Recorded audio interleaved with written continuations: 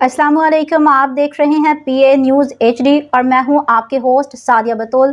शामिल करते हैं आज की अहम खबर शामिल करते हैं। पाकिस्तान आरआई न्यूज़ के CEO महर लियाकत अली से अंजुमन आराइयां के नायब सदर मियां जमील अहमद ने अपने एक बयान में कहा कि तमाम इस्लामी ममालिक को ईरान का साथ देना चाहिए। अगर अमेरिका और इसराइल ने ईरान को ज़ेर कर लिया तो दूसरे इस्लामी मुल्कों की शामत आ जाएगी।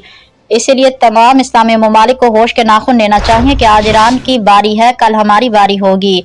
अगर आप ज़ाहिरी तौर पर ईरान के साथ नहीं दे सकते तो अंदरूनी तौर पर ईरान का साथ दें ताकि ईरान मजबूत हो, इसराइल ख़त्म हो और इस्लामी ममालिक की जीत हो। अगर हमने ये वक्त ऐसे ही गंवा दिया तो बहुत बड़ी गलती होगी।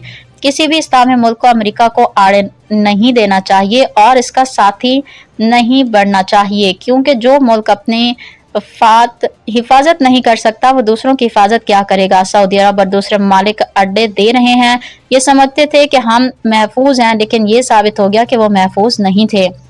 अमेरिका महफूज था। जब ईरान ने अमेरिका के अड्डे तबाह किए तो अमेरिका इन ममालिक के साथ ना दे सका और अब दुनिया में अकेला हो गया है।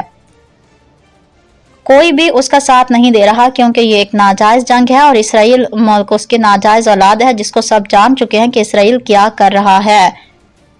इसराइल और अमेरिका पूरी दुनिया पर राज करना चाहते हैं, लेकिन उनका ये ख्वाब ईरान ने चकनाचूर कर दिया। अब सिर्फ इस्लामी ममालिक ईरान के पीछे खड़े हो जाएं तो ये जंग रुक भी सकती है और जीती भी जा सकती है। इसीलिए मेरी तमाम इस्लामी ममालिक से अपील है कि ईरान का साथ दें ताकि इसराइल तबाह बर्बाद हो सके। न्यूज़ स्टूडियो से अब तक के लिए इतना ही। मजीद खबरों और अपडेट्स के लिए देखते रहिए PA न्यूज़ HD।